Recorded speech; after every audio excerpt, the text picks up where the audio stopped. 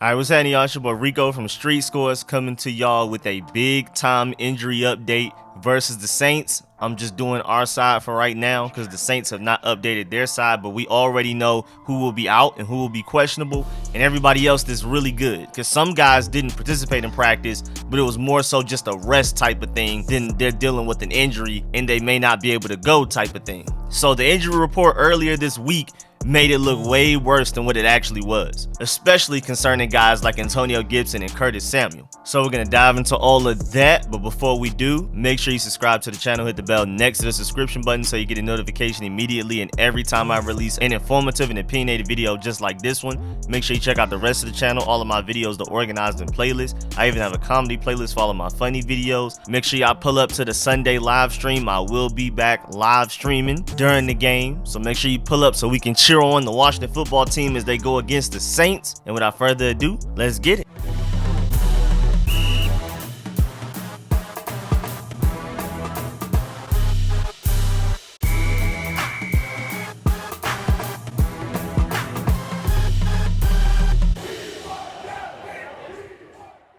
Alright, so the injury report made things look way worse than what they were, because on the injury report, it looked like nobody was playing. You had Dyami Brown didn't participate all week, Antonio Gibson didn't participate Wednesday, then was limited, so was Holcomb. Curtis Samuel didn't participate all week.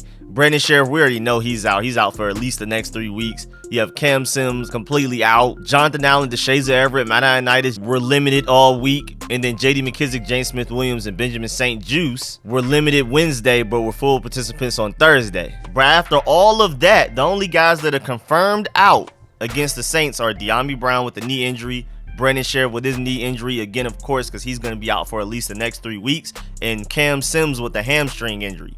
Everybody else is either a full go or questionable.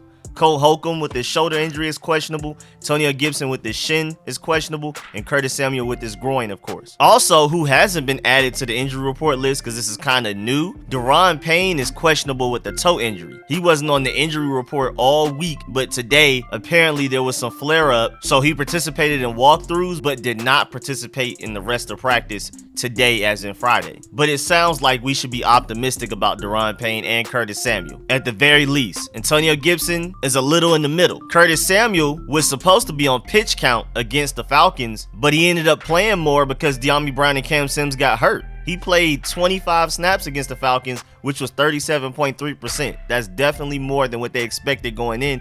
But again, with the injuries to Dyami Brown and Cam Sims coming out of nowhere, Curtis Samuel had to play more, and that's why he hasn't practiced all week. They just wanted to give him rest and wanted to make sure he wouldn't re-aggravate his groin injury. So he's straight, but they just wanted to basically be like, well, you played more than we expected against the Falcons, so we're going to give you more rest this week leading up to the Saints. And of course, with, Curtis Samuel relatively banged up, Dyami Brown and Cam Sims not playing, expect to see quite a bit of DeAndre Carter, quite a bit of Adam Humphries. Dax Milne will finally be active on game day, so expect to see him. And then Antonio Gandy-Golden, along with Kyle Shermer, Boomni Ratimi, and Keith Ishmael were the 4 protected practice squad players this week. So don't be surprised if Antonio Gandy-Golden ends up at least being active against the Saints, because they're diving deep into the wide receiver bag. Remember, Kelvin Harmon was signed back to the practice squad a couple of weeks ago as well, but he wasn't protected, so the Washington football team isn't prioritizing him. If another team wants to take him off of our practice squad, they can at any moment. So that's something interesting to watch. Again, DeAndre Carter, Adam Humphries, and Dax Milne will have a far larger role in the receiving game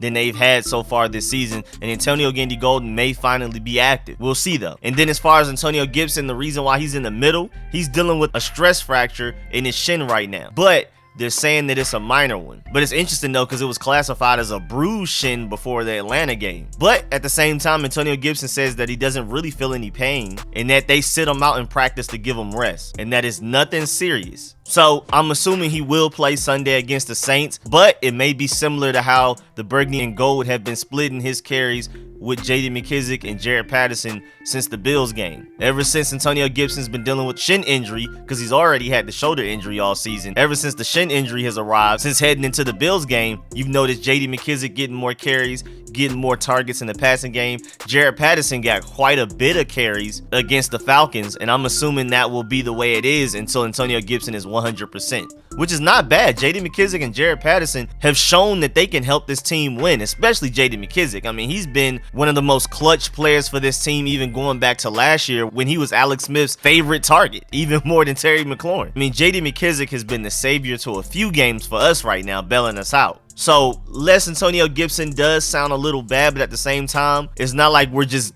taking away Antonio Gibson carries and giving it to random guys. We're giving it to J.D. McKissic, and Jaret Patterson has loads of potential. Remember, he was the preseason hero, so I'm excited to see a lot of all three of those guys. And I just like the fact that we even have the option to go to these other guys. A lot of teams, their main running backs go down, and now it's just kind of like, well, we'll give these guys snaps by default. But for us, it's kind of a blessing and a curse because, again, Antonio Gibson has all of this potential.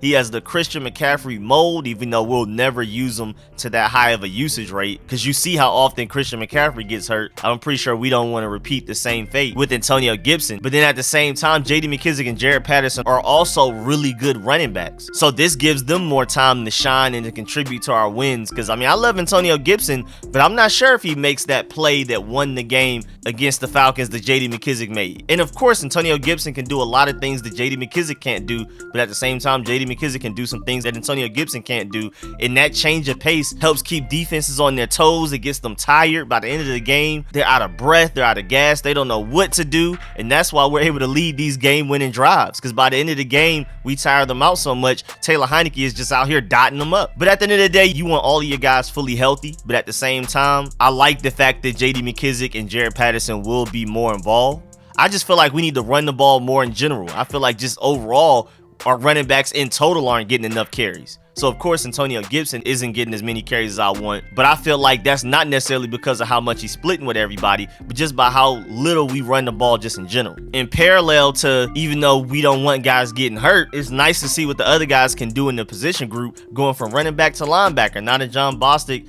is out for the rest of the season, now we're truly going to get to see what Jamin Davis and Khaleke Hudson can do. And then also, of course, Jon Bostic, Torrey McTyer, and Logan Thomas were all placed on the injured reserve. Now, Torrey McTyer and Jon Bostic are assumed to be gone for the rest of the season, and that's really sad, especially for Torrey McTyer, who got hurt on the last play of the game. It started to bounce back a little bit later on into the game against the Falcons from an ugly start in that game. But Logan Thomas is expected to be out for only like 4 weeks, maybe a little more than that, so expect to have him back after the bye week. But yeah, man, that's this full injury update for y'all. Again, the Saints have not exactly said who will be out yet. We already know Marshawn Lattimore will play. He's returning from his hand injury. And then Eric McCoy and Teron Armstead, their starting center and left tackle, may not play. We'll see, though. Again, the Saints haven't updated theirs yet. We have on our side. So that's why I was going to go ahead and give y'all the Washington football team injury update. But yeah, man, definitely get in the comment section. Let me know how you feel about everything discussed in this video. Please like this video if you liked it, if you learned anything. And as always, man, I appreciate all of the support, man. Big time. Shouts out to everybody that donates to the channel.